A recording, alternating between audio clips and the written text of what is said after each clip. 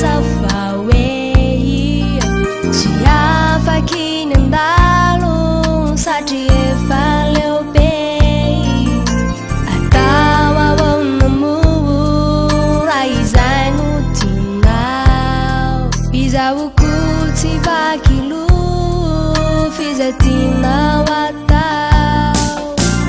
fantatro fa tsisy intsony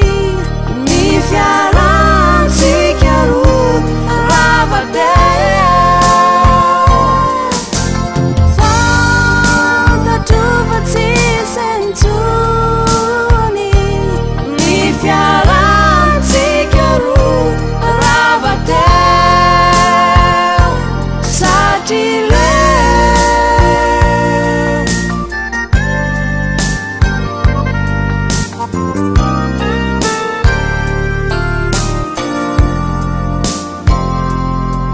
fiangavina ihany ny ahy raha mba azo atao tsikikely tambitamby ho atsiarovako anao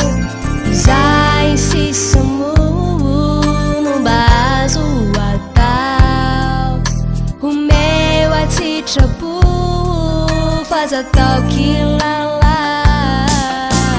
fantatro fa tsisy intsony ny fialantsika roa ravateo